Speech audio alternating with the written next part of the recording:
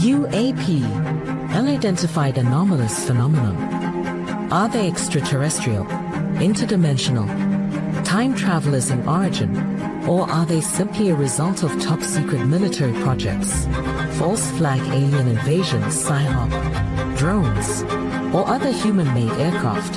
Join the discussion now on UAP Crossfire.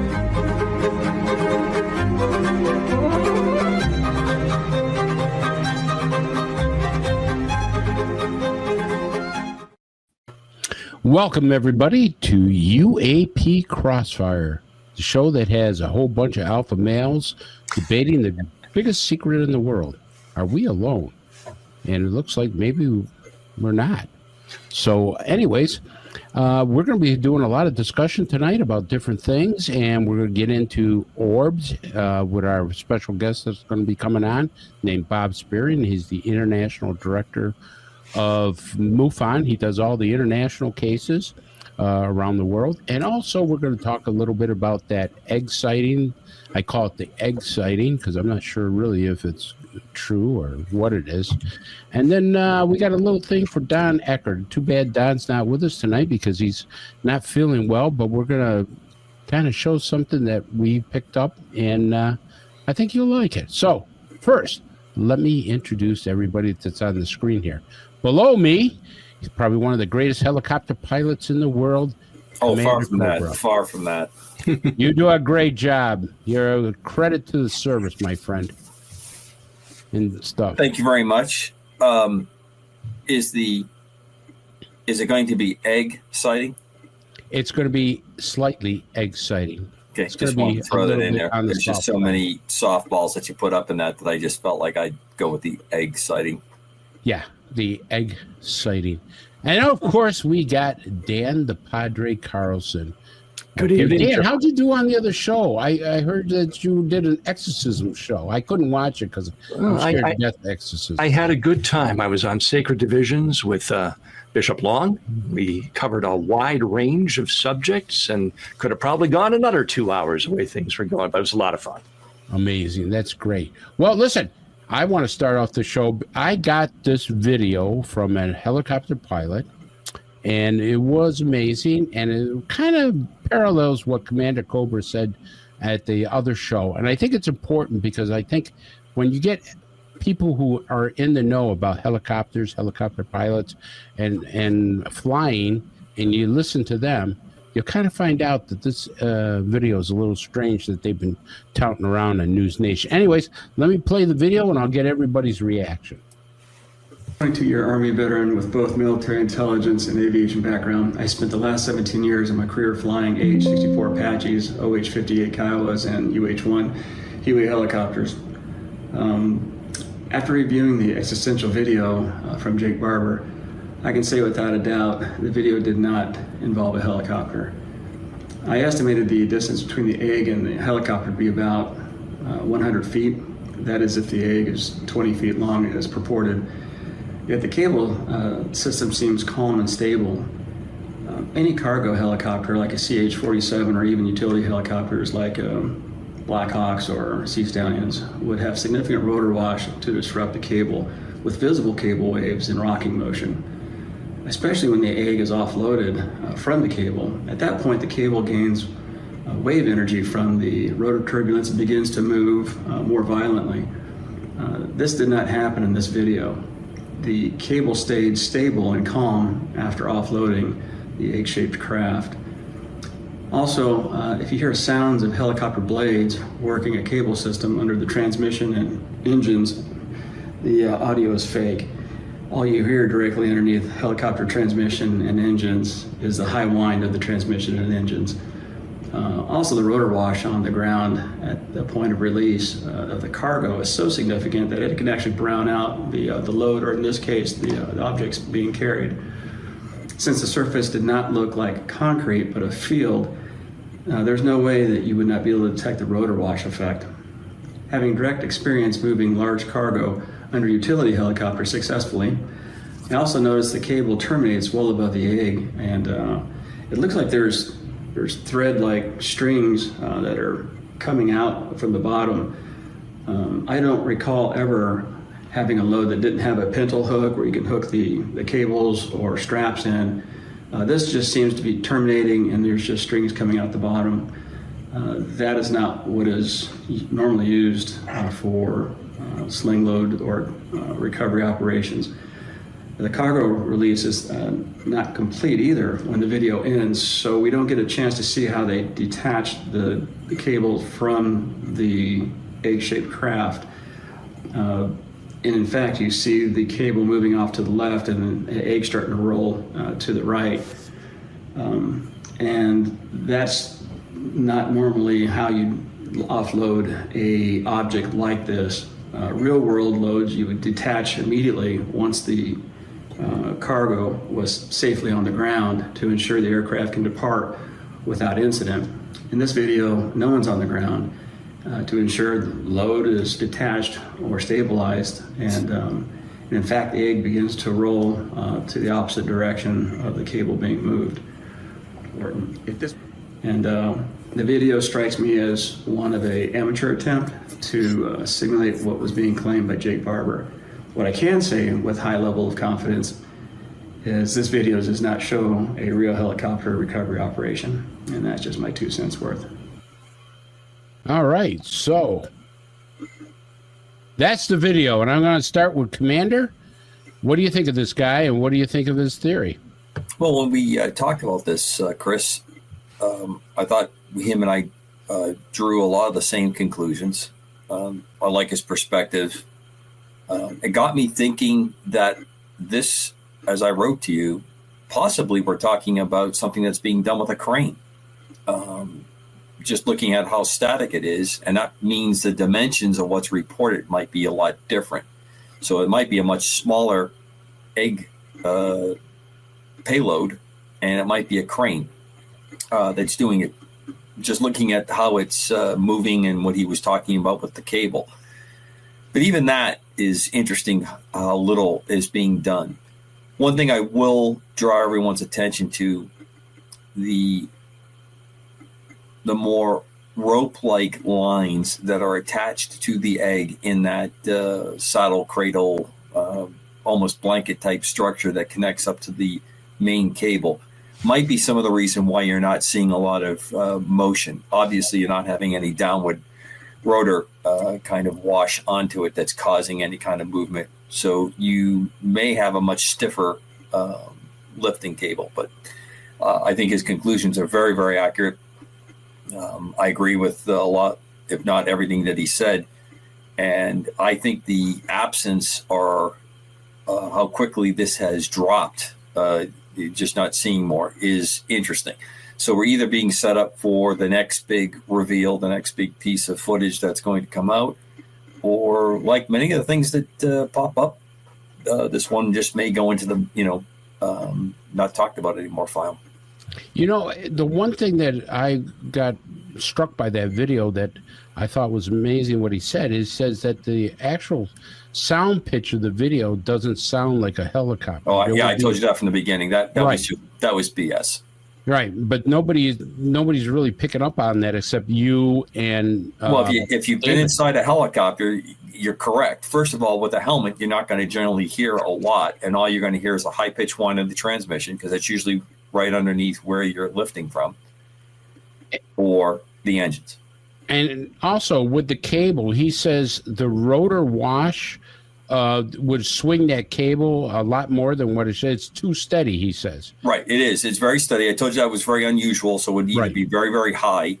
And the other part that's interesting is what he's saying is that when the load is no longer putting on a gravitational pull, when it's not putting a pull onto the cable, as soon as you get within that distance to take the load off the cable, meaning the thing you're slinging is no longer being suspended underneath the aircraft, then you're going to start to have some slack. You don't have that gravitational pull on it, and it's going to react more to what you would be presumably the downward thrust of the rotors. And of course, there's nothing moving on the ground.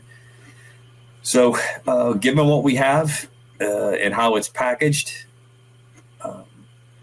I think the sound is a little bit amateurish, and we've all kind of reacted to that from the beginning.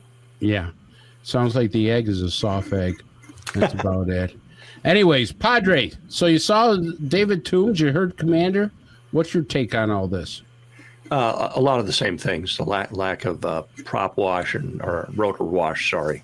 Another thing that's always been troubling me since I saw this is you obviously have precious cargo if this is an extraterrestrial craft, and there are no ground personnel on hand to receive it, to keep it from rolling, or it's just kind of plopped in the middle of nowhere, no evidence of anyone else in the vicinity.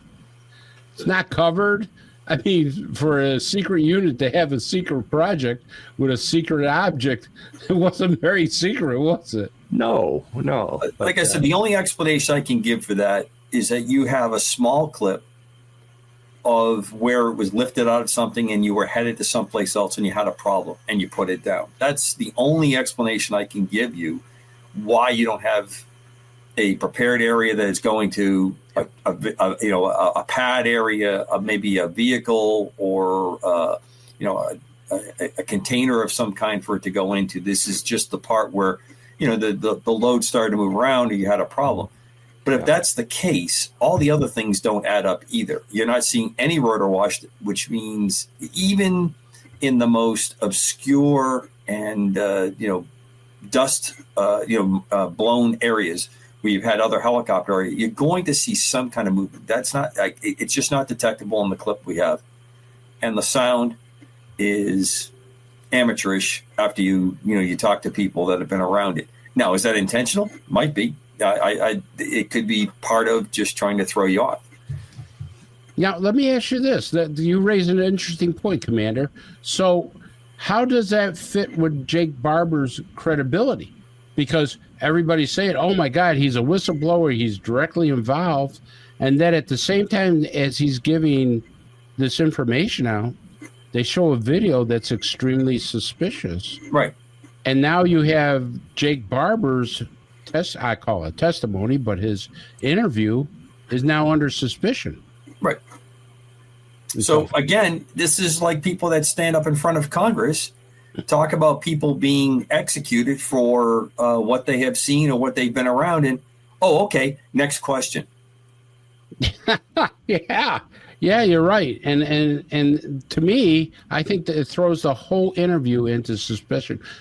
And I think that's ultimately the goal. I don't think these are real. They're not targeted for true disclosure. They may be probing for others to come out. They may be looking to see where the conversations go on the social media and on the different nets. We've talked about that in the past. I view everything suspiciously on that. And it's not because of what's there. It's because of what isn't there that we're having a lot of the discussion, and there's not a lot of good companion. I've had great people who listen to the show that have sent me their takes on the longer interviews and the stuff that was said in those interviews, and I've gone through a lot of the stuff, but I'm lacking complete understanding. What is the objective here, and I'm suspicious. And if nothing, the last couple of weeks of what has been coming out.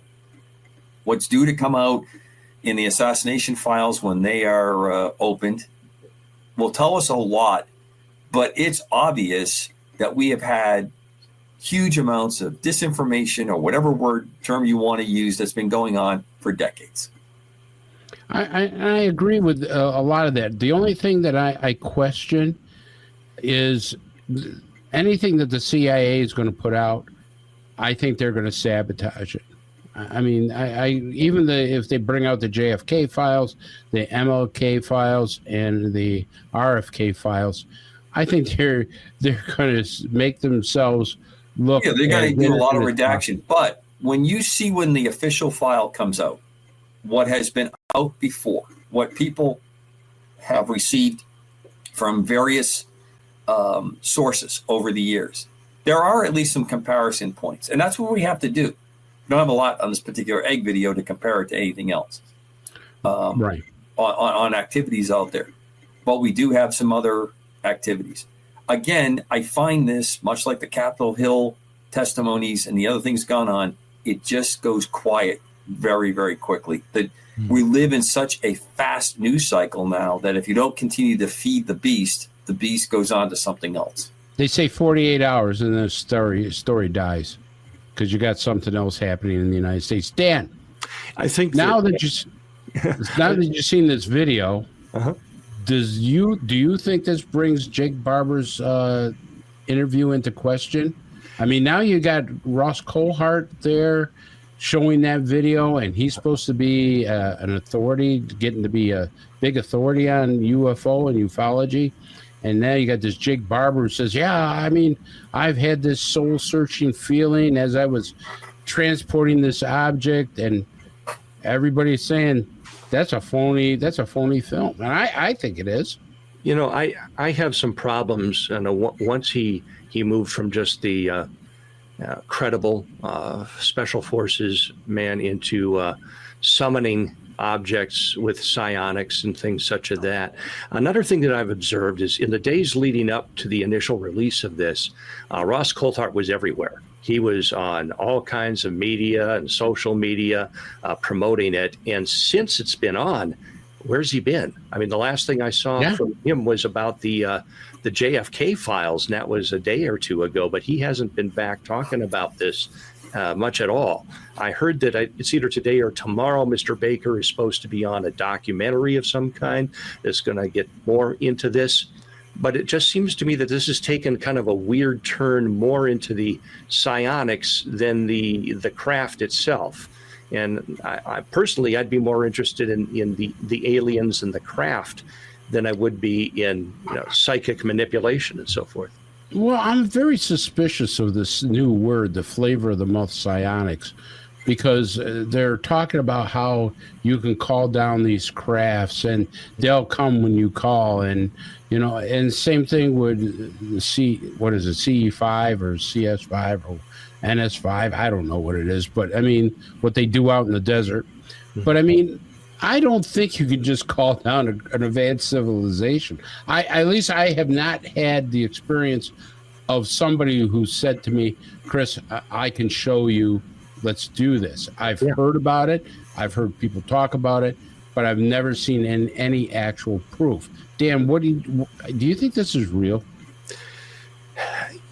If it is real, my background would dictate that he's being more manipulated than he thinks, and that he might be under the control of an interdimensional or spiritual entity who's putting things into his mind.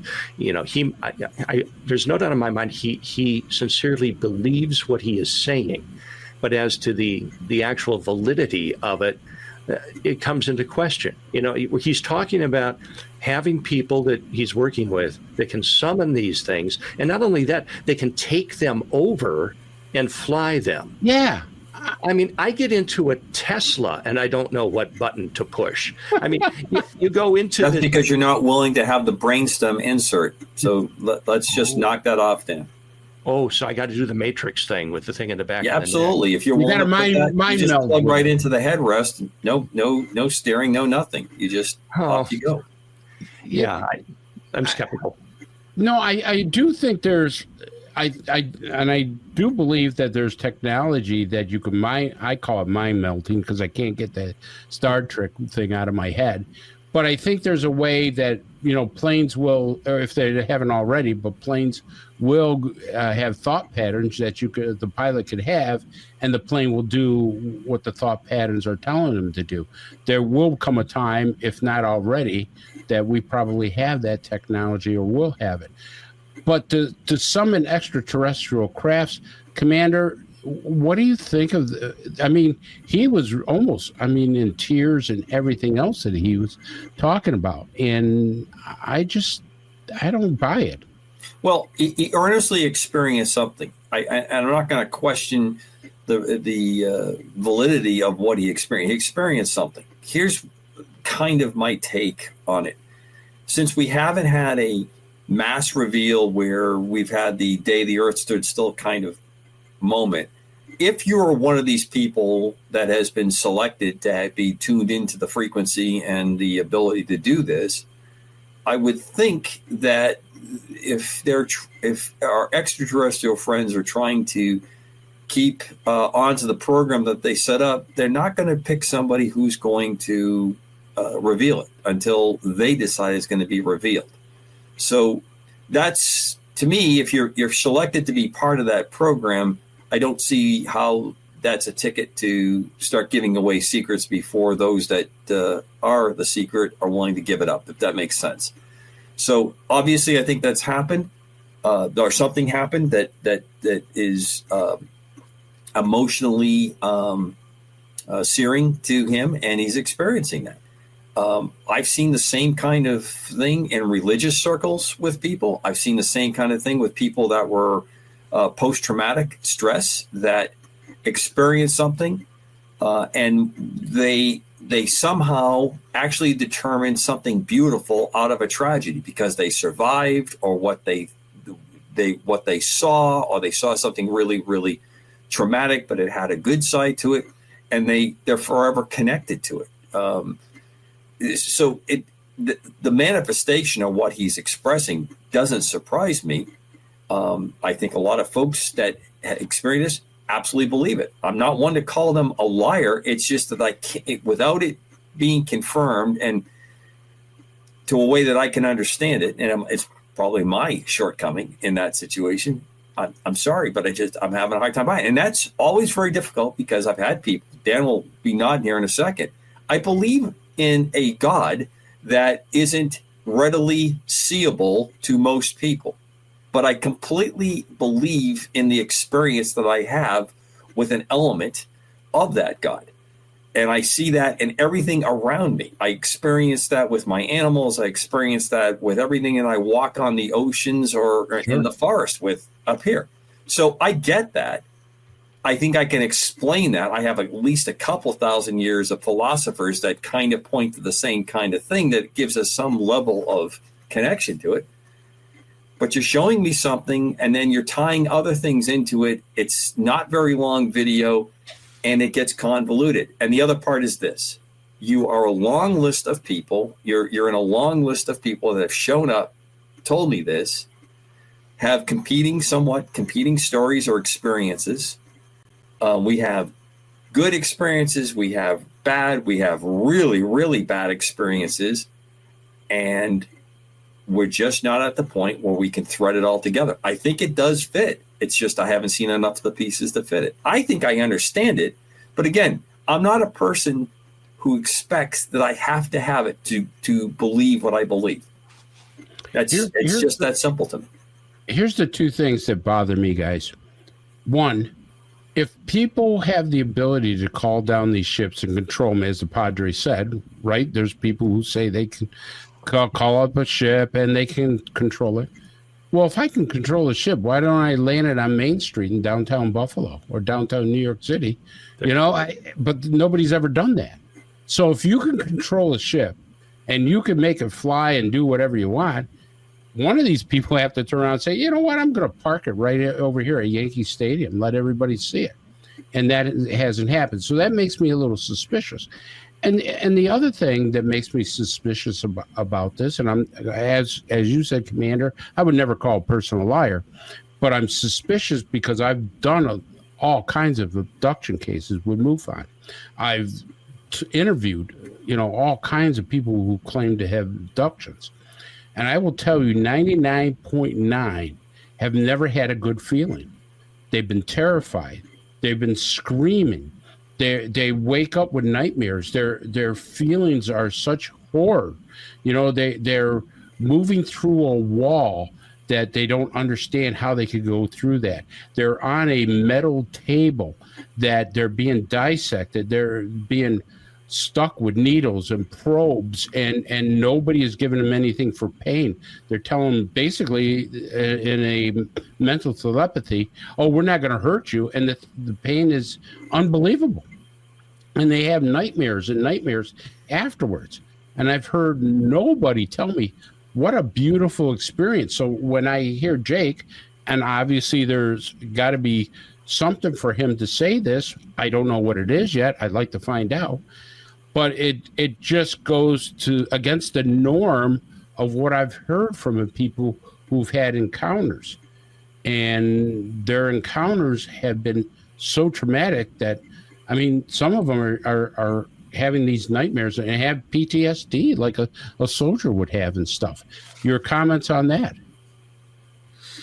Whoever wants to go first. When you have a traumatic experience, sometimes the brain will attempt to create an alternate reality to that experience in order to bandage it or to hide it, hide the reality of it from you. If you understand what I'm saying, it's a defensive mechanism that the brain has for preservation. Just to extract yourself from the horrible reality and replace it with something that's far more pleasant to take your mind off of that. And that just takes a lot of counseling. Sometimes it takes some regression and other therapies just to kind of unpeel each layer to get at what was real in that situation. And I'd be interested to know if Mr. Baker has undergone any of that kind of therapy. Absolutely. Commander, final thoughts on that? I don't like to take a negative tact. I like what's been shared, what has been presented and said around the clip doesn't add up to me. It has a lot of holes. People that are involved in this kind of function, if they're coming out, should be able to very quickly give you a lot of information in a very short amount of time. The type of aircraft, what they were doing, how much it weighed, how it flew. There's a lot of things there that the average pilot engaged in this could present and give explanation. And if things didn't add up, well, we had to add the soundtrack for the effect. And just own up. We put that in there because we wanted the soundtrack effect on that. There's lots of things. NASA got caught during the moon landings with staged pictures because they wanted to have really good pictures of moon operations because they were looking for kind of the Madison Avenue approach. There's some stuff in there that was mixed in with the rip. That's an unfortunate thing when you do that, trying to, what I consider one of the greatest things we ever involved in, to kind of sell the product a little bit, to show the parts that you want to really glamorize out of it. I think when you look at what really was done, I don't think you have to glamorize any of it. But there's always somebody who figures there's a better way to do it. I see it in religion all the time, right? We're not happy with getting the I don't care what faith it is. Then you have to have somebody come along. Well, we got to dress this up a little bit. We got to glam it up just a tiny bit, because that's what's going to get people, put butts in the seats, butts in the pews. It's wrong. It's wrong. You're right. And I think we're seeing the same thing. But this aligned with people that are showing up at Congress and then nothing. Reps and senators coming out saying, and behind closed doors, I could not believe what I had. And then you go and continue to vote for another $1 trillion worth of debt, and there's no explanation anywhere. And I'm supposed to go, great, we're getting it all done. It's all working someplace. Sorry, I'm not buying it. Well, I agree with you. I want to get to something else too, Commander, that we talked about, because I'm really fascinated with your insight on aviation. So I saw a tape, and I'll probably get it and put it on the later part of the show just so you could see it. But I was fascinated that years ago they developed a remote-controlled helicopter that they actually took. I think it was a Black Hawk or a... Oh, yeah. That's right now. Lockheed's working on it. That's flying right now. Right. They actually showed a demonstration of it, right, that Lockheed Martin can actually control a helicopter right from the ground. We've been doing that. There was a Kaman helicopter that has the two interlocking main rotor blades. That's been flying and doing remote ops for the last 10 years. Okay. It's the same way that you would fly a Predator or any other airplane from a ground-based station. Helicopters are a little bit more demanding because you have more control axes that you want to put inputs to. Both the helicopters that they're doing with it very successfully, that are existing helicopters that would be manned or optionally manned in these cases, are very stable helicopters. So I was going to ask, Commander, the Navy also has a remote helicopter for Yes, that was the Firehawk. Yeah. Which was actually based on one of the first helicopters I flew, believe it or not. It's based on a Hughes, which became Schweitzer 300. So, yep, that's the Firehawk. Okay, so that's a real technology. Now, here's it's been around a long time. Right. Could that have been on the Black Hawk that crashed? Probably not. No, there would be no reason for a VH-90 from that unit to be flying that way. They may have had some. They don't know for sure about the voice recorder and some of the data recorder. Some of the aircraft. You're talking a fleet of over 1,200 helicopters in the Black Hawk or the Hawk family. So there's lots of variants. Some are instrumented certain ways. Some are not. So no, there wasn't any ground taking over that helicopter and causing that. Not that I could see. I would be very, very surprised if anything like that ever were to come. I'm just wondering if they were doing a training mission. No, not airspace. Okay. Although it's funny you say that, because one of those demonstrations of the Kaman helicopter that I was telling you about, the remote control helicopter that they successfully flew missions with in Afghanistan, did fly in that cipher. And I was out flying the same time it was out, and they were flying it over there's an urban warfare fighting area near Fort Apache in that area that has a urban environment that you can practice, surveillance and fighting and rooting out bad guys and all that kind of stuff. You can do training in it. And they were flying in that airspace, and there was airliners flying around us and all that kind of stuff. And it was over by Quantico.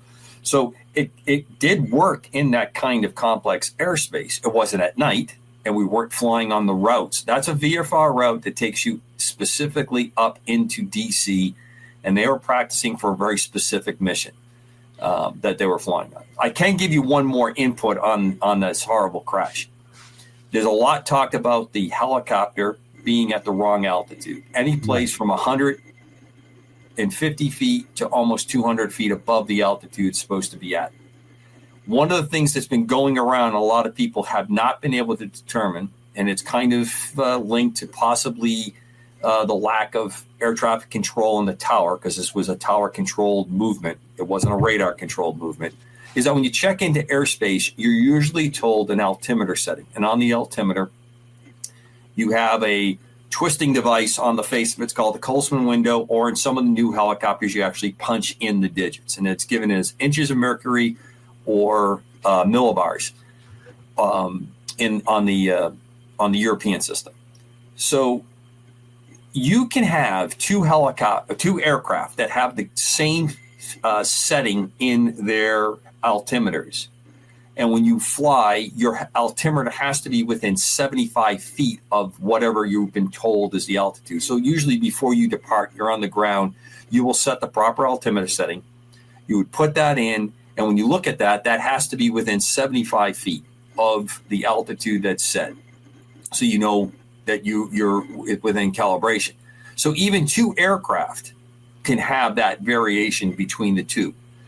But that's how you maintain some semblance. And if you're not told on the tower, when you check in, you can check into an automated radio frequency at almost every field in the country has one. And there's an automated system that reads this pressure setting that you put in, and it'll give you a letter. It'll say information Alpha, Bravo, Charlie, altitudes. And when you check in with your controller, you tell them that you have information and whatever the letter was, phonetically said. That tells the controller that you have the latest information.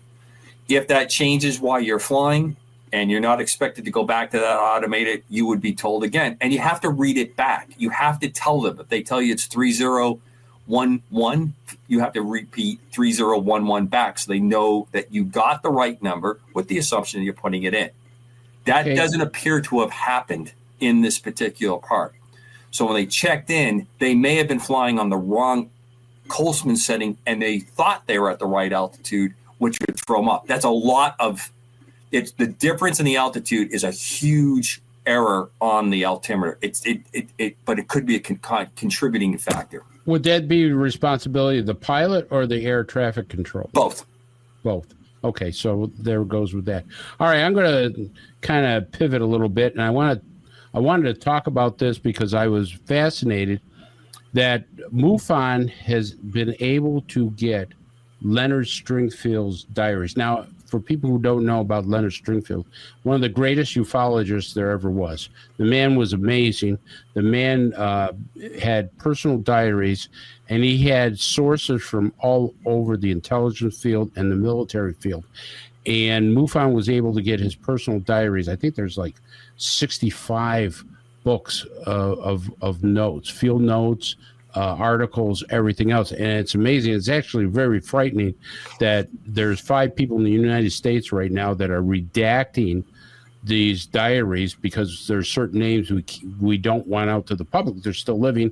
And what's in the diaries can be dangerous, actually dangerous to some people. And I think Bob will be talking more about it. But there was one name that we found in the diary. Actually, our guest found it. And I just want to show Leonard Stringfield didn't really trust a lot of people. But there was 5 people that he did trust, 5 or 6 people he did trust. And he named them in the diary. And he swore these people to secrecy. And then he released them from secrecy.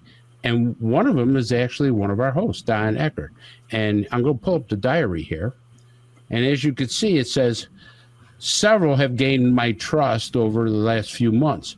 Those people are Tom Mickus, Don Eckert, Stanley Freeman, Byron Smith, John Lear, and another one who's choosing not to be identified. I'm releasing this information at this time to the public, and I'm releasing those named people from their bond of silence regarding the subject. So I really wanted to get Don here to find out what Leonard Stringfield told him, because, I mean, this guy was one of the most secretive guys there was. And when these diaries come out to the public, they'll be. I was astonished when I read this stuff. I actually called Bob up, our guest, and I said, Bob, this stuff is absolutely amazing and stuff of that nature. And also, we found Don's name in this, where that Stringfield says that he also direct you to Don Eckert's spook.doc. I've never heard Don ever talk about that. I think that's back in the day when he was putting the very first DOS files up, and he's talked about the stuff that was maintained on that old server, that old computer that he was using. That looks like that the type of device that would be. Yeah, but can you imagine being trusted by one of the very few people that Leonard Stringfield trusted? Well, I trust you too, and I've known Don a little bit longer, and I felt that way with him, even though he has snarled a few times at me over the years. Well, his rants. I mean, everybody loves his rants. No, not everybody. Okay, I didn't call that guy for a comment, but I will tell you that I do enjoy Don's rants at times. Padre, do you know anything about Leonard Stringfield? Have you? I mean, obviously you must have heard of him. I don't. I'm intrigued by that spook.doc, though, as to what that involves. And that's something we got to put a pin in and really ask Don about next time we see him. Well, we will. But I'm going to tell you, we're going to start off with the Leonard Field diaries, because we're bringing on Bob Spearing. Now, Bob Spearing is the Director of International Investigations for MUFON, one of the most skilled investigators that is in the organization. I respect him. He is a great photo analysis person. He does wonderful work. He really takes everything, thoroughly does an investigation. You can't find anybody better to do it than him. One of the amazing things that he does is he puts patterns together. You can look at different things and you wouldn't see it. Bob can there and look at the patterns, and he could look at just pictures or an article and say, okay, this goes with something that happened in 1952. That goes with something that happened in 1949. That is the same thing that happened in 1974. And I'm just stunned every time I talk to him. He's just amazing that way. So I'm going to bring Bob Spearing on. Bob, welcome to the show. Thank you for being here. And a little later on, we're going to be talking about your expertise in orbs. I find that very fascinating. But let's talk about the Stringfield Diaries, Bob. Okay, so several years ago, over the past 20 years, MUFON had acquired a lot of historical information that they were scanning over a number of years. And it turned into what we call our Project Aquarius digital library with 2 terabytes of information, including all the old MUFON paper reports that were mailed into us in the 60s, 70s, and 80s before we went digital. We have collections from various researchers, including Stringfield. We have all of the MUFON journals since 1969, most of the symposium proceedings since 1971, a drawings gallery of witness drawings that has over 12,000 drawings right now, and we also have the Captain Ruppelt Blue Book personal files in our collection. But the main thing we got were the Leonard Stringfield diaries. There are 65 of them. They're about 200 pages each. It's something like 12,000 pages. It's not all. It's typewritten, the entries, but also included there's some pastings of newspaper clips and correspondences and letters, but it's a fascinating insight into Stringfield. But people who don't know about Leonard Stringfield, he began in the 1950s with a newsletter called CRIFO, C-R-I-F-O, and it was basically sort of like a flying saucer digest type of publication. And he did that for several years. He wrote a book in the 1950s, and then he came to prominence in the 70s when he started to investigate crash retrievals. His diaries go from the mid-1970s up until just before his death in 1990. And he had a lot of sources in the CIA, in the NSA, bureau chiefs, and I'll just give you one sentence out of one of the diaries. He was corresponding with a CIA bureau chief who gave him some very, very sensitive information, and Stringfield wanted to publish it. And this CIA bureau chief wrote to Stringfield and says, "Len, if they're not afraid to kill Kennedy, they're not afraid to kill a CIA bureau chief." So I always found that one of the most chilling sentences that I came across. I'm part of the redacting team. As you mentioned earlier, some of this stuff is so sensitive that some of the people may still be alive, that we had to take their names out. Also, there's private citizens who wrote letters to Stringfield, and they did it without knowing whether or not this material would ever be published, so we redact witness names also. Newspaper clippings, we don't redact. Correspondences that Stringfield had, say, with Hynek or with Stanton Friedman, we didn't redact.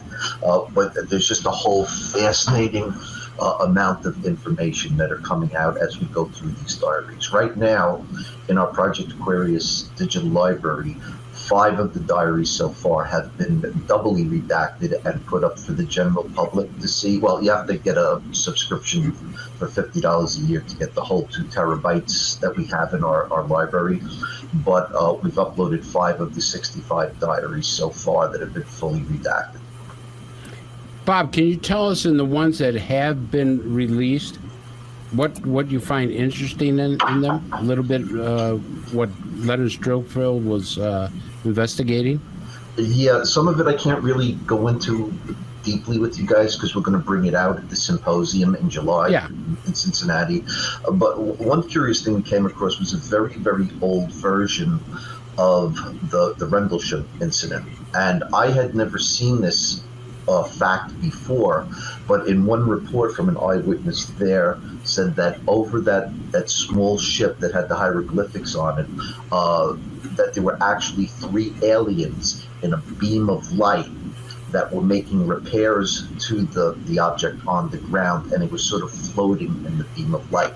I had never heard that version of the story before, and this was in Stringfield's diaries from somebody that wrote him a letter about that. Another thing, we came across several places, several Air Force bases, where very credible sources were advising Stringfield that crash retrievals were housed at certain Air Force bases, including Edwards and Norton Air Force Base, and also Fort Riley. And there's an extensive story with the Fort Riley incident, because the person guarding the hangar where the craft was stored went into incredible detail with Stringfield used an alias, appeared on multiple radio shows in the 1970s, and I believe that story made his crash retrieval series of books later on. Also, we have evidence that the United States may have had in 1968 and 1969 in their possession a possible cyborg. Where the cyborg came from, we're trying to analyze now. People who are mentioned in the diaries as being at this particular place, we've made contact with some family members. They're giving us some more information, and we intend on releasing it at the symposium. It's fantastic. Commander, have you ever heard anything about a cyborg? Oh, yeah. I mean, if you are willing to read and think about what is being said, the famous case in Mississippi where the two gentlemen that were in the fishing boat, they were pretty quickly and very unfairly, as far as I'm concerned, they got the redneck hillbilly approach pretty quickly when they were being talked to, because when they finally when the last survivor came out, he talked about how these beings moved around. They had these claw-shaped hands, and he said that they looked like what was on a crayfish or a lobster. And instantly people, are just discarding these guys.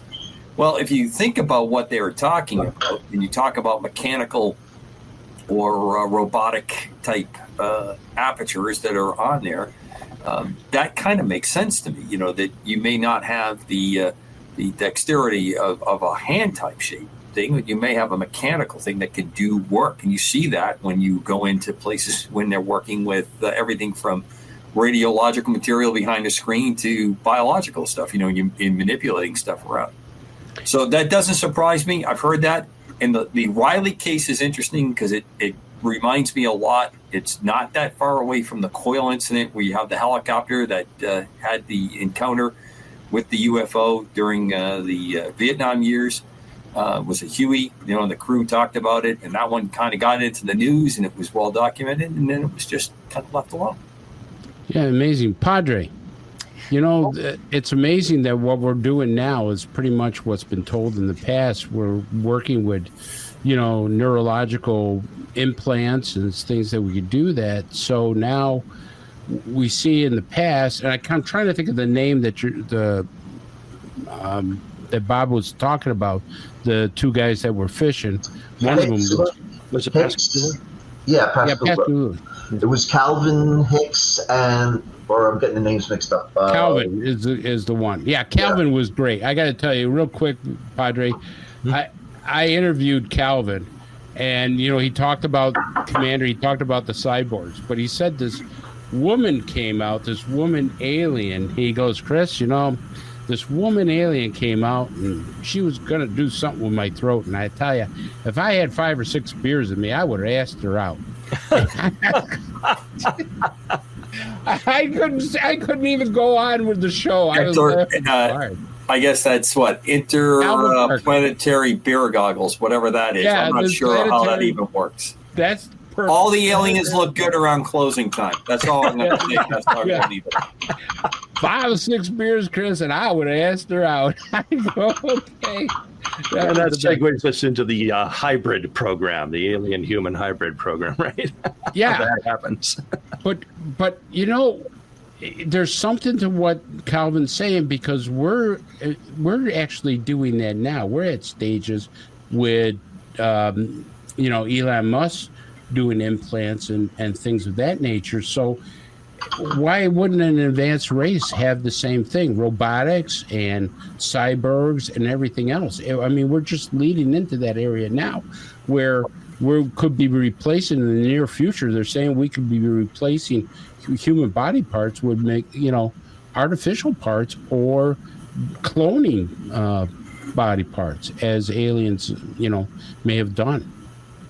Well, the technology that you're talking about, Chris, I saw a bulletin from the Ukraine battlefield last week. It was the first recorded history of an all automated weapons system engagement between the two sides. Both Russia and Ukraine fielded some ground force droids or drones, or what do you want to call them, and they had a full-on battle that did not involve humans. It was these machines fighting each other in Ukraine. So I mean, the sci-fi movies we watched in the 60s and 70s are coming to fruition right now. And when you mentioned about, where's this going to go from a medical perspective, we're already looking at 3D printing human organs. Sure. And manufacturing compatible replacement organs that have the same genetic makeup as the person who needs it, and given enough time, we're going to be able to live much longer by just swapping out the parts. What intrigues me about the Pascagoula incident, too, if I recall the sketches that the gentleman made, these creatures or robots, whatever they were, had like cones sticking out where their ears would be. And, that takes you back into thinking about, okay, some kind of a radio reception apparatus there, that they might be picking up signals from somewhere. Because if you've got something that is a robot, and it either has to have the ability to think autonomously, or there has to be somebody who is watching it, or line of sight or something, that is able to control it and have it respond to the various stimuli around it. And I wonder to what extent there would have been another party, extraterrestrial or otherwise, that would have had to been nearby that was manipulating those. That'd be interesting to see. I mean, we're going in a direction where human beings will probably live to 100, 150 years. These intelligent beings have told abductees that they live for 500, 600, 700 years. It'd just be amazing if we can get ourselves, past 120, 130. Some people made it, but that's would be an incredible feat, don't you think, Commander? It might be. It's not something I personally look forward to. I guess I don't know why. I can't give you a really good answer. It doesn't surprise me that we would probably see those advances in there. And of course, then there's the other spectrum of it. If you could upload all of your mental capacity into a digital basis, would you still be alive? Would you now you've been placed into a computer, in quotes, computer-based life form, and now you're put there. And of course, then there's the physiological melding, as we've talked about, of like the brain with the computer devices. And of course, for me, and probably not speaking for the Padre, but there is a divine aspect that I find very troubling in all that as well. Sure. We were just talking about this as a family yesterday, that Ray Kurzweil, who's done a lot of research into the melding of humans with machines, saying that we won't have death after 2030. That we'll have the capability, with the computer systems, to basically download you into a machine, and so that your kids and grandkids could interact with you, this machine that would be you inside the machine. Right. And my response was, so what you're telling me is that 300 years from now, my great whatever grandson is going to boot up the machine and hear me cry, "Vote for Trump," or something like that. What's the relevance? I don't. Well, what if you have a power surge and the power goes out? Did you exactly? I made that case as here comes the grandpa's down with vacuum and unplugs it from the wall, and whoops! I guess we do have death. My grandpa needs to be rebooted. Yeah. And here's the one thing I want to ask this before we go to break, and then we're going to get into Bob and Orbs and something from Lockheed Martin. And I'm going to ask Bob this too. We are getting so advanced that we can basically make humans. I mean, we've made sheep and everything else. Because we're all three of us, or all four of us, are very spiritual. Do we make a human person without a soul? I'm going to start with you, Padre. No, it wouldn't be human. I mean, there is this, if you will, image of God, or God's spark in every human being, and that cannot be manufactured. If you look at the ability to create an actual sentient being that has the same feeling and ability to interact, I just do not see that as being there. But we've made sheep. I mean, we've made animals. Well, through cloning, yeah. I mean, we've done that, and maybe we'll be able to clone humans too. But boy, I think that's scary, isn't it? It is, because why would you want to make a human being without a soul? I mean, I think that's pretty understandable. Most of the people that would be involved in that don't believe we have souls, and they're looking to be God in a lowercase g. So that one's no big surprise to them. I think if you go right down to Congress, I bet you could find a few of those people. But I don't want to get into politics on this show. Yeah, but you look at the book of Genesis. What's the first lie the devil tells? He says, "Do this, and ye shall be as gods." Right. And that's the same lie that he's been preaching through the millennia, and the same thing he's tempting with people now. Do this, and you shall be as gods. And it never ends well. Commander, what do you think of that? Well, so if a child is created by in vitro fertilization, does that child have a soul? I think yes. Because it's the same material. I mean, it's the sperm.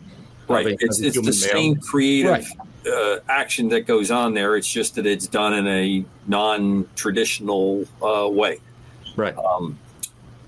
Yeah. But if you don't do it in the non-traditional way, I don't think.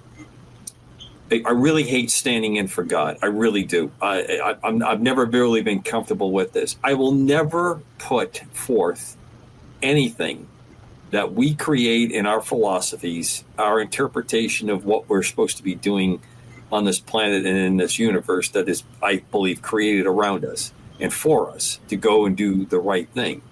That God is not in charge of that.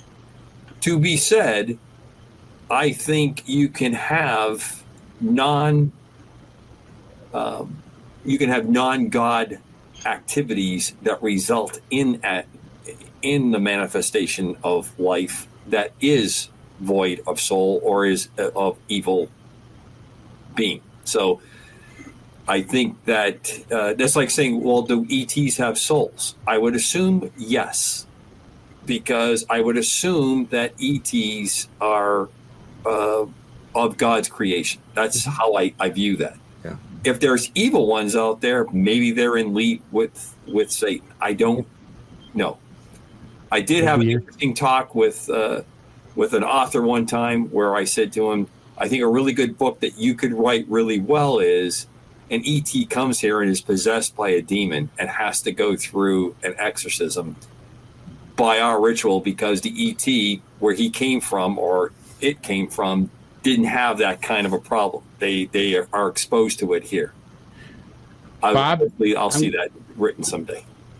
Good. Well, Bob, I know you're a very spiritual guy. We've had lots of talks. What do you think about, could we make a soulless person? I do.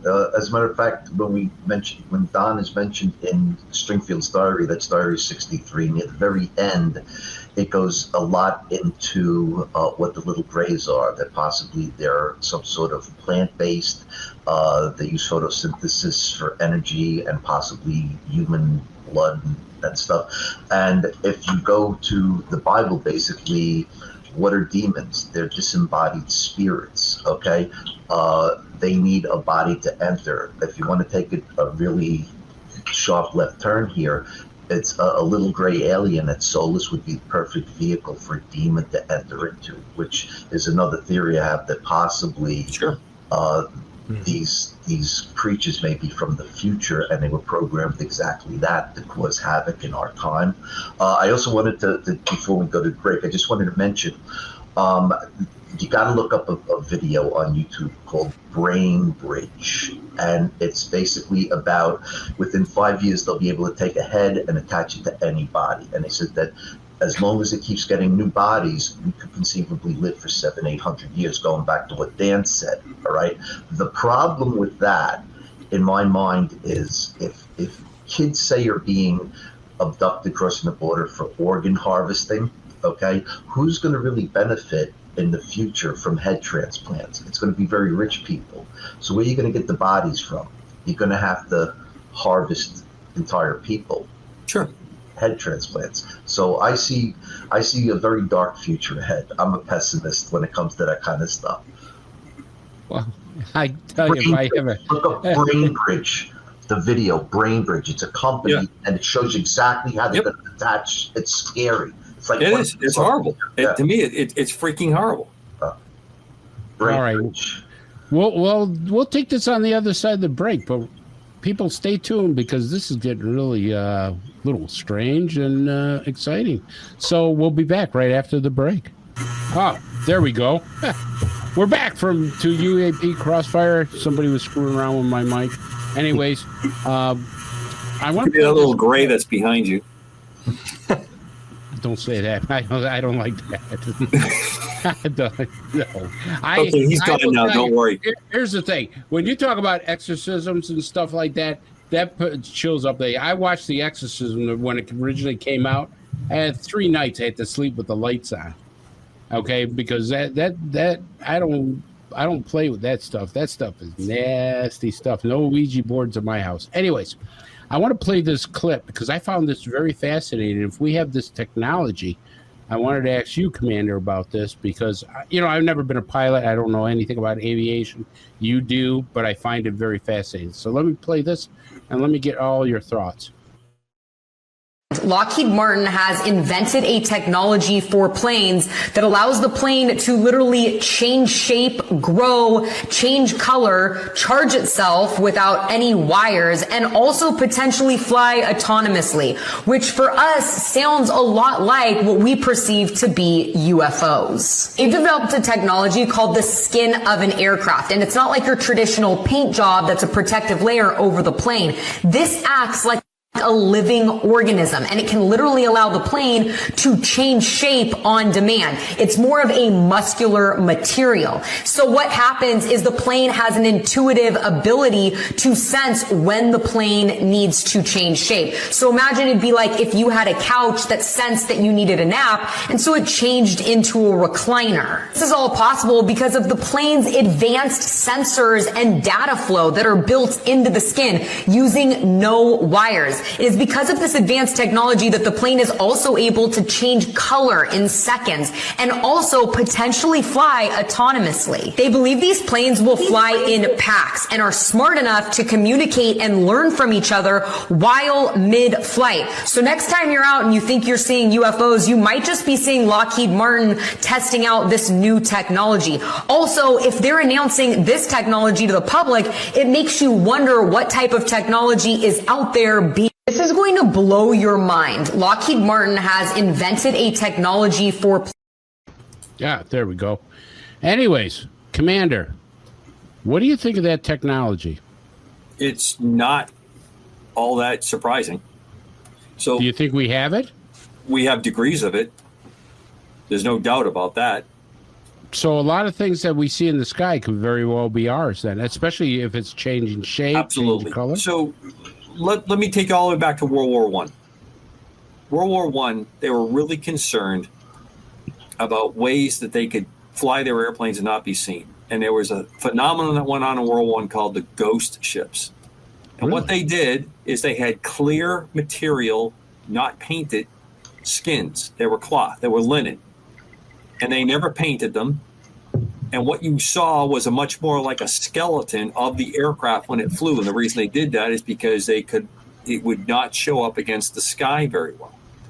During World War II, they experimented with lights on the leading edges and on the airplane to match the background light to cloak its appearance. And of course, we have stealth technology going on today. There is an aircraft that is being tested right now that does not have what we would call standard control surfaces.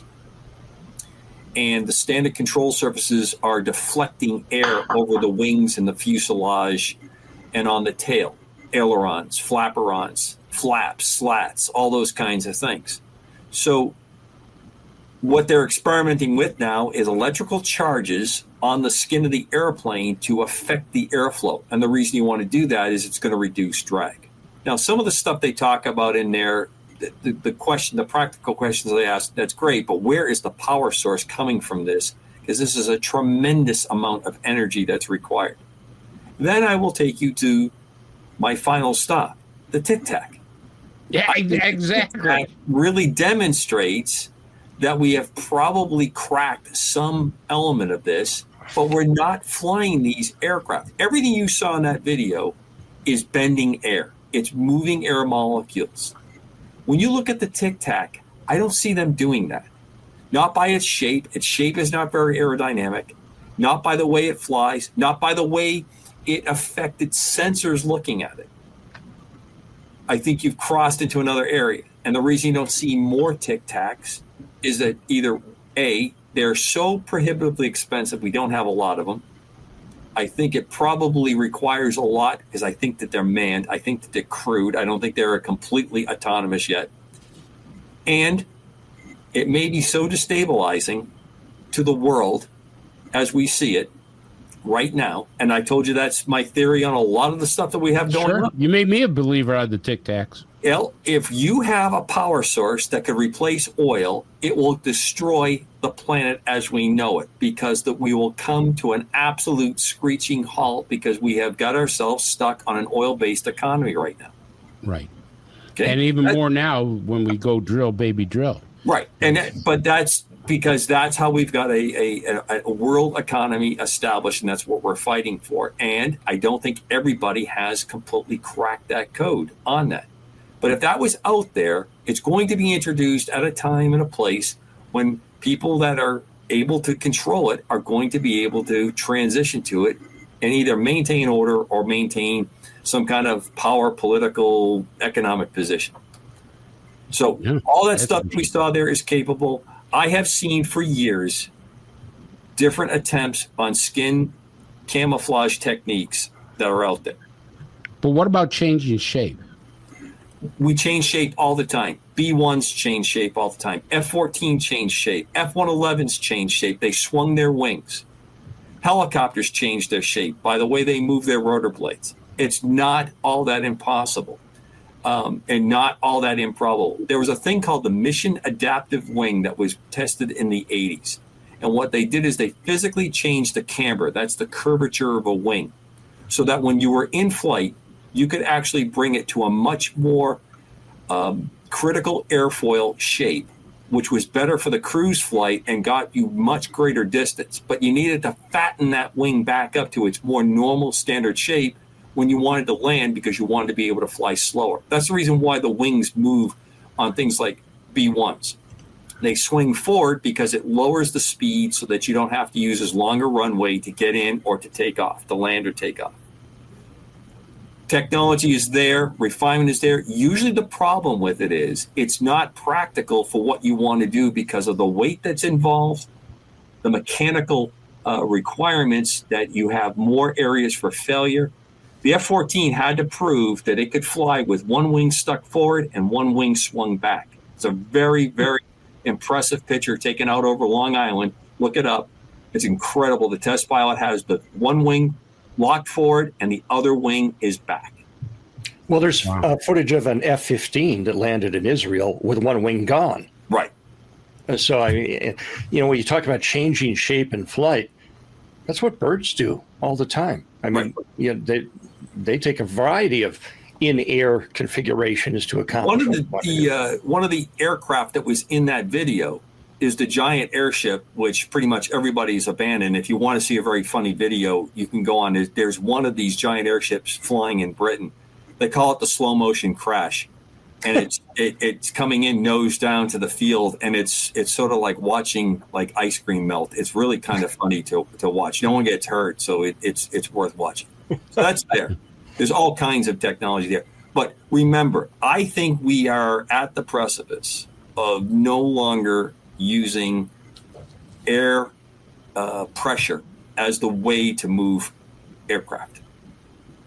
What would be your theory of what we're using? We have anti-gravity, or we have something that allows us to do that and travel in a completely different methodology. Padre. It goes along with all the things of building the plasma field around aircraft, or if they're in air and they're in water, or whatever the craft is that allows it to go to high speeds. I think that's where we're at. I think that's what we're knocking on. Padre, your final thoughts on this? Well, in my second novel, Species Unleashed, I unveil a futuristic aircraft that is able to attain much higher speeds by using layers to modify the temperature of the air in front of it that it's flying into. And also, another one I'm working on is with a submarine that is able to attain higher speeds because it creates a bubble around itself, if you will.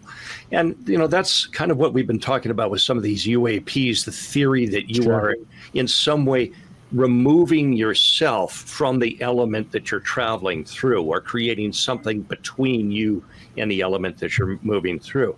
And if I'm understanding Commander Cobra, I think that's what he's talking about. Sure. You're doing something that is a complete departure from our understanding of how flight has taken place by introducing something that somebody has thought of, but it's hard to explain or conceptualize unless you actually see it in action. So let me give you the example. Okay.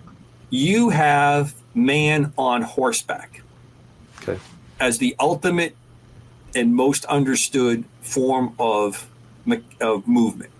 And now we create an internal combustion engine which produces useful torque that can be used to drive a vehicle. Mm-hmm.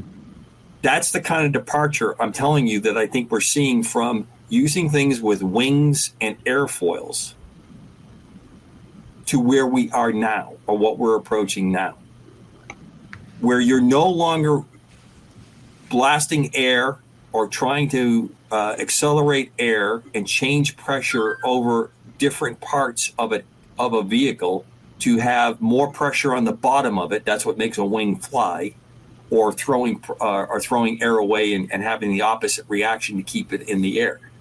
We're going into a different kind, as different as horses are to combustion engine.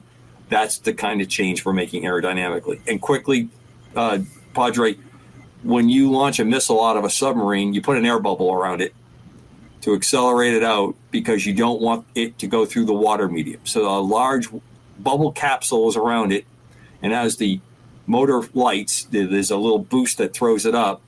Once it gets in the air, that's when it fires its rocket motor and gets out of the water, and off to business it goes. So we're kind of doing that already, just in a slightly less sophisticated way than you're indicating. But if we look at the dynamics of flight, the four forces, you have lift versus gravity, you have thrust versus drag. Are you saying that for an object moving through our atmosphere, we're going to have to reimagine that, or that model of physics around a flight has to change completely? So what I'm saying is you're still opposing your gravitational pull. So you have something that is opposing that. To call it lift might not be the right term to use, but you're opposing that. And then to not deal with things like skin friction, which is the drags that you're doing. And when you produce lift, you produce drag, plus then you have the dynamic drag of something moving through the medium of air.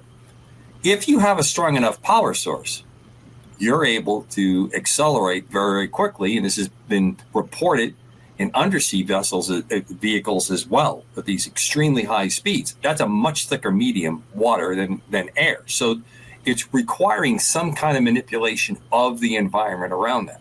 So if you set up a void, as you were indicating for the book, that's what I think is happening here. It's just completely different.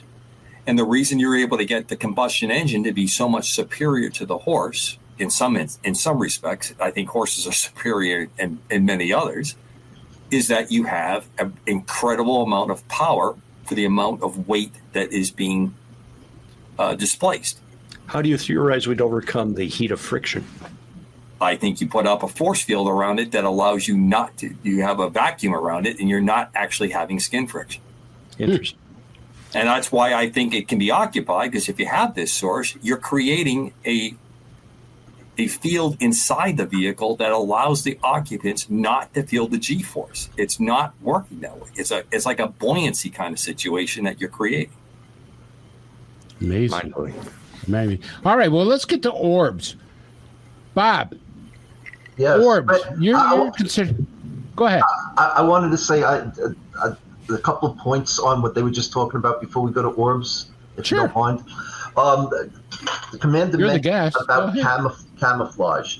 And last time I was on, we discussed the chevrons, because when people see these chevron-shaped craft, all right, they're almost invisible. Right. And the commander said it may be because they're actually, it's like a projector screen on the bottom, maybe taking a picture of the clouds above it to make the object look almost invisible. Remember that conversation? Yep. And there has been some experimentation to try to produce that kind of exterior skin. And the other thing I want to mention is that the Chinese have that sub now that could conceivably go 767 miles per hour, and basically it puts a bubble in front of it, and it uses lasers to create detonations behind it to throw it forward. So instead of a normal submarine taking like 130 hours to go from China to San Francisco, this new Chinese technology can get it there in 8 hours. Yeah, I'm not buying that one. Sorry, Bob. No, okay. I just read it. It's going to be the new MUFON newsletter coming out tomorrow. Yeah, I've seen that, and I'm not buying that for a bunch of reasons, especially unless there's some unbelievable breakthrough that they have with power source. And if they do, then I want to know why they're building a coal plant every week to convert coal into electricity if they've got this ability to go from San Francisco from China to San Francisco in less than the flight time. I have a hard time with that one. To throw my 2 cents in, I think the only reason they have the technology they have, they've been stealing it from us for years. Well, I think steal is such an ugly word when we have so many people within our government and industry that are willing to sell it to them. Yeah, that's true too. Greed. Well, if you're going 700 miles an hour under the water, you're not going to go very far before you rear end a whale. That's going to end the ride pretty fast. You have to do an environmental impact study. Yeah. Well, if you are deflecting the way Bob is talking, and this is the same thing I'm talking about in the air, the whale is not going to get in the way. The whale is going to be pushed out of the way. That's the point. Now, whales weigh a lot, Commander. Huh? Whales weigh a lot. Yeah. Again, they're buoyant. They're buoyant though when they're doing that. They are approaching neutral buoyancy because of this displacement. If you're displacing that around you, you are not actually touching it around. I know it sounds like a hocus pocus, but we do this, and it happens in a vacuum. So I can easily see how this is to work. It's just that it requires a huge amount of energy to do that. And that also means the signature for that energy production is going to be noticeable in the realm that we operate in. That's why I call BS on some of these claims of these super parts. And of course, going back to Chris, I've yet to see the PRC to really develop something on their own. They're excellent. I agree. At adapting and building, especially when they have blueprints and technology that's past them. One last thing, kind of a funny thing, and I need to. This friend is long since departed. He was in the film industry, and he would often have to quickly, with using a very small set of aircraft, have different aircraft available for the scenes that were being filmed in the movie. And I asked him, "How do you do that?" They took Future floor wax, Kiwi shoe polish, and they created a spray-on camouflage paint. And the reason they did that was, you want your spray on, it's not toxic, it's not a bad thing. And then when you were done, you just washed it off. You got fairly warm water and you ran it, and there you were, your original pretty paint scheme underneath your helicopter or airplane. And I may go as far as to say that I may have actually tried that in some of the ops that I was involved in at later dates that we needed to blend in a little bit better, and we didn't have the right color. So just throw that in. Kiwi shoe polish, you said? My wife has it all solved. She just wanted to pass that earlier when I was telling her what the show was on tonight. She said, well, obviously they're the spirits of people that have passed. That's what orbs are. So, Bob, I don't know what you're going to say, but my wife, with pretty complete certainty, passed out what that was. And she's, she just wanted to pass. And she's listening to you, Bob. Well, I can answer that. Good. Number one, the orb phenomenon is not one phenomenon. It's multiple. And some of it goes from the natural to the anomalous. Okay, you have will-o'-the-wisp, swamp gas ignited type natural phenomenon. You have ball lightning. All right. Some people claim that those cemetery orbs they're captured on film. That's just dust speck out of focus when a flash goes off in front of a camera and it looks like an orb. So you can count them out. Then there's also the mimicry with orbs turning into things. There are orbs that turn into actual craft. There are orbs that turn into little gray aliens or tall Nordics. Okay, there are orbs that have been seen to carry people away as they're dying. So I believe that the orb phenomenon is a vast spectrum of things. Technologically, when we get some orb reports, the most famous one being the FedEx case in Mexico in 2018, where the orb was following a FedEx plane till it got to the United States border and shot off. And I think we discussed this last time too with Commander Cobra.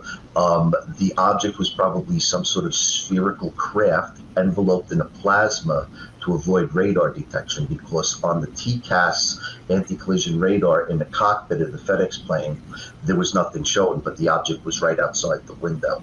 So I rule nothing out when we talk about orbs, and that's when I'm at the symposium this coming July in Cincinnati. I'm going to be doing field investigator training on that topic. I can tell you that probably over 90% of all orb sightings in the MUFON database are not anomalous. Okay, there's maybe 10%, and there's different reasons for that. But most can be solved. I think the biggest culprit for solving an orb case in MUFON is that it's a Chinese lantern on the 4th of July. Okay. And 4th of July, January 1st is when you see most orbs. That's when most people are doing fireworks shows. That's when they're launching the lanterns or the drones that people think are, glowing orbs. So I'd say 90% of all orb cases right off the bat can be solved. Yeah, but that last 10%, man, that last 10% is a lot of fun. It's a lot of different things too. It's just not one thing. I mean, we had a case in New Jersey where a woman went into her backyard, and she realized that 10 feet away from her, there was this orange churning plasma ball, and it seemed to have almost like a bell-shaped aura around it. And when she saw it, she screamed. Immediately, this ball of plasma jerked away and went up as if to get away from her. All right. So that suggests that it was sentient. It was aware of her and it reacted to her. Okay. In 1905 in Wales, there was this woman who was a preacher. She'd go around Wales speaking. I can't think of her name off the top of my head. And when she was in the church, orbs used to appear over the church, whether it's some sort of paranormal spiritual thing. And when she would come out and get in her horse-drawn wagon, drive away, the orbs would follow her. And if the road went to the left, the orbs would go to the left. It's almost as if they knew her and wanted to be in contact with her. Then there was the fellow, he's dead now, but he used to be in California, where he told this news crew, I can summon orbs anytime you want. And they didn't believe him, so they put out a film crew, and within 5 minutes, this guy summoned an orb. Prophet Yahweh was his name. They were so impressed, and they got so many calls at the television station that they decided to do a second episode on the guy. And they got a call from the government and said, we want you to squash it. And that was the end of that story. So what was it that this guy was actually summoning? Wow. I have a question for you, Bob. There's a new term that I've been hearing lately, and I wasn't familiar with it. First came across it during the New Jersey drone thing. Plasmoid, the idea of some orbs being actual living entities. Is that a term that you've encountered, and can you maybe explain it?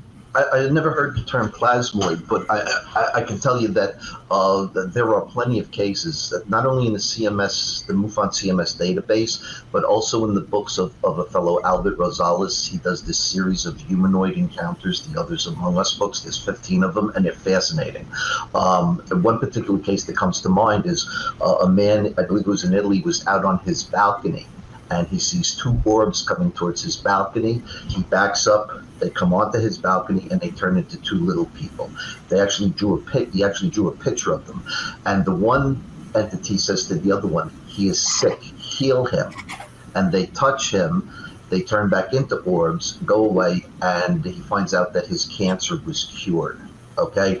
One of the things that happens just prior to an abduction, a bedroom abduction of people will wake up, they'll either see a flash of blue light, a flash of white light, or they'll see small blue and white orbs. And they'll be floating over the person's face, and then they will materialize into little grays at the foot of the bed.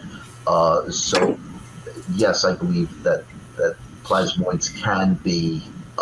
There's actually two stories where these plasma objects actually take people away the night they died. All right, in Wales, they used to be called corpse lights. So usually, if you saw a corpse light over your house in Wales, that was an indication somebody was going to die that night. But yes, to answer the question, that I have many reports of orbs turning into entities and entities turning back into orbs. And when we had that Chinese balloon shoot down 2 years ago, when they were shooting down these octagon-shaped objects over Lake Huron. We actually had another octagon report from near Fort Knox, Kentucky, where a guy was watching planes go by, and he kept seeing these orbs following the plane every couple of minutes. This blue orb would be behind a passenger jet. And the third time, he actually witnessed the orb turn into a craft. So not only do orbs turn into entities, orbs can turn into craft. And that leads up to the obvious questions, like, what are they made of if they can do things like that? Or are they putting up a force field, what you're seeing, like we talked about with the UPS aircraft, that shields them from radar and other parts, and then when that comes down, when that shield is no longer being used, that shell goes away, and now what's inside, the prize inside, is seen. Mm-hmm. To me, that seems a fairly straightforward answer to why you see that turning into it, because you're manipulating. Think back to Tic Tac. You had sensors on that, and it really was causing it. Well, at least I'm led to believe by what I've seen there, and what I heard the crews talking about, that you're seeing the light around it often being warped. And then other times they got a very good look at the vessel itself. So it wouldn't surprise me that if you have the ability to cloak out by putting an orb around it. So that fits in my mind as a pretty possible way that you're handling that, why you're seeing that go that way. Bob, are there classifications of orb? Like, when we talk about aliens, you got Greys, you got Nordics, reptilians, and so forth. With the orbs, they're the small ones that look like they're metallic. Then there are the sort of translucent ones that seem to have like little lightning thing going in it. And then you've got various colors. Do you classify orbs? To my knowledge, no one's ever done that, but I mean, the evidence is overwhelming that it would be very easy to. You have the abduction orbs, you have the TCAS radar evading orbs, you have the natural phenomena orbs, you have the seemingly sentient orbs. Some of these orbs seem to act as if there's some sort of probe. Some orbs are attracted to fireworks, okay? And we actually have videos of this. And that's because fireworks contain small amounts of radioactive material, and that maybe some of these orbs are some sort of scout ships, almost like the Nest sniffer drones, and they're seeking out a radioactive trace All right. So, and you also have different color orbs. You have the most predominant is red orange. Okay. But you can go all the way down to like purple. Yeah, the full spectrum of the visible light spectrum. Yep. And that may have something to do with, let's say there's a craft inside the plasma field. It's an actual craft. It may have something to do with the propulsion system when it takes off. In the FedEx case, the object was outside the cockpit window for 33 minutes, and then just before it made a right turn and shot away to the left rather than go over the U.S. border, it turned purple. So there was obviously some sort of propulsion mechanism that activated a color change in that type of orb. But yeah, I mean, there's 100 different classifications of orbs. Maybe that'll be my next project, Dan. Okay. You know, Bob, something interesting that you said was that an orb actually healed somebody. But we've also talked, and you said that an orb actually destroyed a village. Am I correct on that? I'd say that there's benevolent orbs, and I'd say that there's malevolent orbs. Tell us how an orb destroyed a whole village. In the 1970s, you caught me off guard with that question, so I don't know the exact year. It was Salidare, Ethiopia, and this small village, daytime orb, glowing orange-red, went down the main street. And as it went down, it ripped up all of the asphalt on the road, and some of the facades of the buildings caved in. A little girl actually died that day from it. What made it really interesting is that it wasn't a natural phenomenon, is that when it got to the end of the village, it turned around and came back down and caused more damage. So it was definitely sentient. As a matter of fact, Heineck and Valet went to Ethiopia and they investigated it on site, and they both came to the conclusion that it was a CE4, a violent interaction with the orb. All through history, all right? Orbs have done things like interfere with battles, all right? As a matter of fact, in the 1930s, this is a very, very famous story at the time, but nobody knows it now. It was a big Sunday pullout in the New York Daily News. A couple moved from California to New York to get away from this woman that they believed was a witch, and they used to put newspapers over their windows to try to keep these orbs out that they thought were being sent by this witch, and that these orbs would burn their skin. Finally, the wife couldn't take it anymore. She went into a hair salon where the alleged witch was, shot her dead. Interestingly enough, they were never bothered by orbs again. She went to jail for a while, but got off. Her husband ended up going to a mental institution and never got out again. So, wait a minute. So this person gets shot and the orbs never come back? Never come back. This is in the New York Daily News from the 1930s. Wow. Just in case. What happens? Tell us about Foo Fighters. Oh, Foo Fighters. Cool. Well, what's interesting about Foo Fighters is that all through the war, everybody knows that the Germans thought it was the Americans thought it was the Germans, the Japanese thought it was the Americans, the Americans thought it was the Japanese, and they would basically be on, one side or the other of a wing. And you would think that if it was so predominant during the war that all of these aerial fighting machines were seeing these orbs, that till today we should be seeing them almost on every commercial air flight, right? Off the wing, and we don't, and that's very curious, because it suggests that these orbs, these Foo Fighters, may have been sentient and were interested in what the fighter planes were doing, and you don't see it today. It's like, why not? Commander, you have a question for Bobby? No, I've always enjoyed Bob's explanation on the Foo Fighter, because everybody thought it was the other guy that had it. Yeah, the German. They always thought the Germans had some. Yeah, the mild panic. I'll tell you my Foo Fighters story. All right. There used to be a video game I played a number of years ago. It was Jane's World War II Fighters Flight Simulation. Yeah. And here I am, I'm, in my P-38 Lightning battling ME-109s, and my mission is over, and I'm heading back to base. And all of a sudden, there on the screen appears this flying saucer right in front of the aircraft. They had written that into the software where you would encounter these strange craft. And I thought that was pretty clever of them. Yeah, and there are some of I've read a lot of Foo Fighter reports. I think Barry Greenwood has a bunch of them on his website.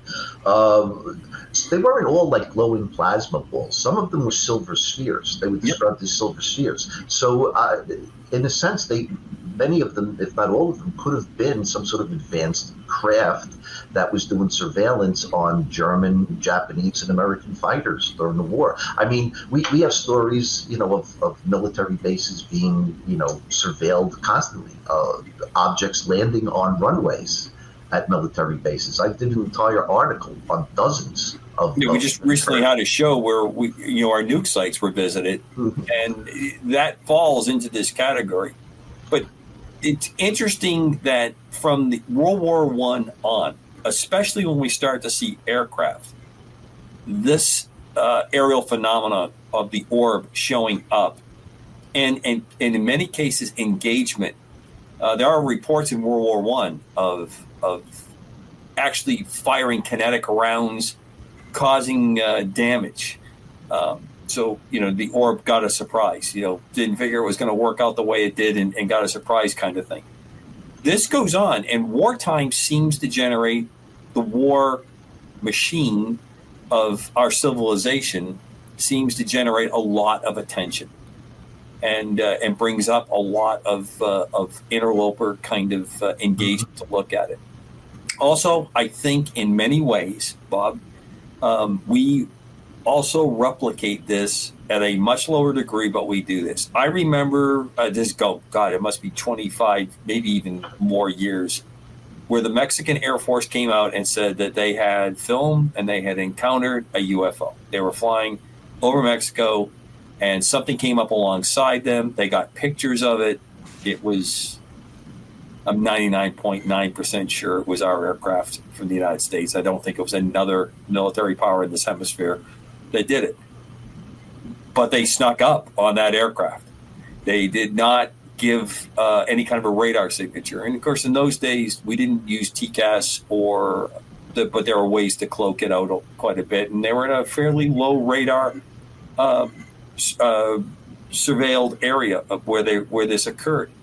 So this kind of action is not uncommon. RC-135s used to do this kind of thing all the time. In fact, it probably was a contributing factor to the KAL-007 shootdown, because these planes would penetrate into the then Soviet Union, and then when they were detected by the Soviets, they would immediately get as close as they possibly could or follow the track of airliners so that they would be able to cloak out. And they would change their configuration by the way they had their lighting showing up on the aircraft to look like airliners to get away.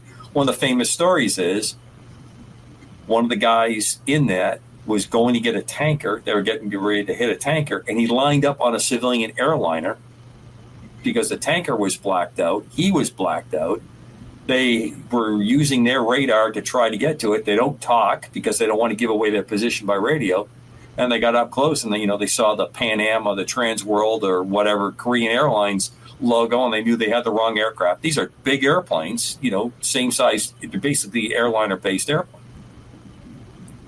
So the orbs may be the original activity, but we do the same kinds of things for the reason of intelligence or reconnaissance or whatever the reason. So it logically fits in my mind what you're saying, Bob. It fits very, very well. What's your opinion then on with the New Jersey drones? People were saying suddenly there were orbs also associated with the drones. What's your take on that? There was mimicry going on. So, that is such an absolute mess as usual on everything that we have. Number one, whatever the events that are behind that, which we probably won't know for a long time. It's obviously that a good portion of it was understood, known, authorized, planned, and scheduled. It could be something as simple as trying to prove that drone delivery of product, to residences and businesses, testing in that corridor to get ready to go to that next level of activity. Then you have the next part where you have people joining in. And then anytime we seem to have a large amount of human activity like this, it attracts this other element that shows up. And if you probably remember, only folks like yourself that are kind of plugged into the subject really report it much or registered the orb kind of thing that was going on. And I think some of it was very simply the lighting systems of people with hobby drone activity got in there because everybody wanted a piece of the action. There were airplanes. There were purposely flying airplanes in the pattern with those drones if they were doing testing, because that's one of the things they want to prove, that if you could do this, you won't have mid-air collisions. Of course, now the ultimate question, and I'll say it and I'll let it drop to the floor, like an orb that's no longer flying. Why didn't they just come out and tell us right off the bat what was going on? I think there was a nefarious reason for that, but that's... Do you there's a theory going out there, I've been told, that these drones were looking for radioactive material, and that these were what they call nest drones. Now, Nest has to go out on every call that has a radioactive material to it. So, yeah, I mean, even a puddle that has a blip of radioactive material, Nest has to be notified, and they have to put it on their website. Now, obviously, when that whole drone thing started, there was material stolen from a container. Now, they downplayed that, said, well, that material is really nothing. Well, I don't know if that's correct or not. Because No, those were rods that were used in medical work for X-ray. Could a dirty bomb be made out of it? Huh? Could a dirty bomb? Absolutely. I was going to say, if you put that with a large enough kinetic device, C4, some explosive, you will cause a very dramatic radiological incident that would have to be cleaned up and cause all kinds of problems on that. And that's always one of the concerns of the dirty bomb, because it's very easy to control those rods. If you have them in the right kind of container, they won't show up easily on the scaling in the background. You won't get the kind of signature you're looking for. So that's always a problem. But they are on the scale of activities. It's not like you're splitting an atom at that point and causing a fissionable explosion, releasing that kind of energy. You're physically throwing radiologic material out with a standard kinetic, and it's going to cause all kinds of problems. So thinking strategically, wouldn't it be easier to put up a bunch of drones than to put up airplane sniffers? Well, you'd use both. I mean, there's a reason for doing it that way. If you are using the helicopters and airplanes that are equipped to do that, it's going to cause a lot of attention. Now, at this point, if you put up drones, you probably have a much smaller feature going on. And then if that is what's going to be the cover story for your drones? Oh, I got it. We won't say anything. Then we'll say that it's not to worry about. We can't tell you what it is, but it's not a crisis. And then you'll put out, hey, this was just a test. We were doing a test right from the start. But Picatinny didn't know what the drones were. They came out and said it in the statement. So why? And you believe them? Why would Picatinny be left in the dark? Or do you think that's disinformation? We had a pending election, Bob. Oh yeah, I know that. And we're looking for a reason for that election to go a slightly different direction than it did. My God, New Jersey was in what? 4, 5, 6 points of going for the president of the United States? That's a huge shift. You want to talk about orbs. There you go. Also, I don't think they, if you said dirty bomb or nuclear device, I think the people would go into a tizzy. I mean, the grocery stores would be raided and everything else, thinking that there was, going to be some pending doom. Don't you think so? Absolutely. Yeah. And you're not going to do well. You're leading me down a path that I don't want to go down. Why that particular part of the country? Why we didn't have that kind of come out? Why we were playing with it? But I want you to go down that path. We live in a post-COVID world, and if you're not clicking into the fact that we are post-COVID world, there was a lot that was learned how we behaved in COVID and what people got away with and what they were able to pull off. And now that some of the story behind that is coming out, you have a very angry populace. It's interesting that the people involved with COVID got pardons before anybody was charged. But anyways, Dan, you look like you got something to say with this. Go ahead. Well, I was going to ask Bob while I had him here, because the Orb thing intrigues me, is have people come in contact with orbs or suffered any kind of injury or distress as a result of physical contact with them? Well, yeah, some people suffered burns, like the 1930 story. People suffered burns. Do you know that I've always thought that orbs, or at least certain types of orbs, maybe even ball lightning, because the difference between regular orbs and, say, ball lightning is a plasma too, but it's ionized. It wants to revert back to its original state, so it'll explode in like less than a minute, at most a minute. Orbs will go on and on and on. All right, but one of the things that's interesting about ball lightning is that ball lightning can come down your chimney. It can come up through your sink. All right, it can come through a closed window. And I've often pondered whether or not these people who supposedly died of spontaneous combustion, that were just sitting in their armchair in the living room and they're burnt to a crisp and nothing else is wrong in the room, could they have come in contact with a ball? But would ball lightning have that much power, Bob? Oh, I'm pretty sure. Yeah, sure. It's electric. I'm sure it could stop your heart too if you come in contact with it. Wow. Because when the ball lightning event ends, putting on my meteorologist hat here, there's a thunderclap. I mean, right. And the thing that causes the thunderclap from regular lightning is the superheating of the air in immediate proximity to that. So, there's a lot about ball lightning we don't understand, but you don't want to touch it because it's deadly electricity. Interesting thought there, Bob, about spontaneous combustion. And the thing is, there's no evidence, right? Right. The thing blew up and's gone. And the old newspaper reports of ball lightning, they don't call it that it exploded. They call it with a large retort, is how the papers in the 1800s called it, which means boom. All right. So, I've been known to at least some large retorts in my day. Well, Bob, when you mentioned they have burns, usually, when you look at somebody who's had a burn, they can classify it. Okay, that's an electrical burn, or that's a fire burn. That any evidence lead to what it is that's causing the burn? No, I mean you got to think about the people who. MUFON doesn't investigate UFOs. We investigate UFO reports, and a lot of times, all you have to go on is the narrative from the witness. So if the ball lightning or the orb is long gone, there's really no way you can physically test how they got that burn, if they got that burn at all from an orb. Bob, let me ask you a question here. Has there been ancient battles with orbs in the sky? Yes. All right. Many of you probably familiar with Thutmose III, who was a pharaoh in Egypt.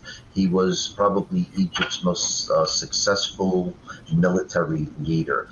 And there is one dubious story in something called the Tully Papyrus, which no longer exists, and some people think it was just a fraud. But it was apparently seen by several Egyptologists at the time in the 1930s.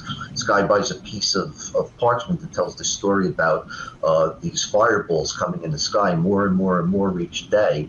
And at one point, water and fish and all sorts of stuff are dropping down on Egypt.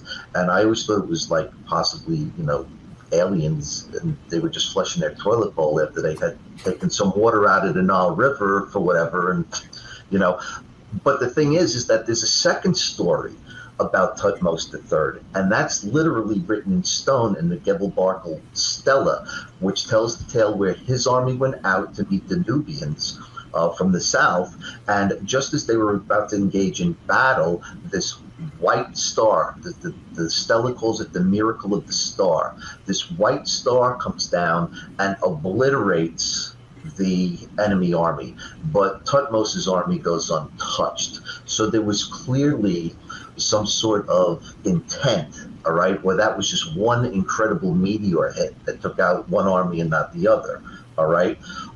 They also think now that it may not have been Ramses who met, who was the pharaoh who met Moses, but that it may have been Tutmosis III, and that maybe that there's some sort of biblical connection to what was happening to Tutmosis. It happens again with the Romans.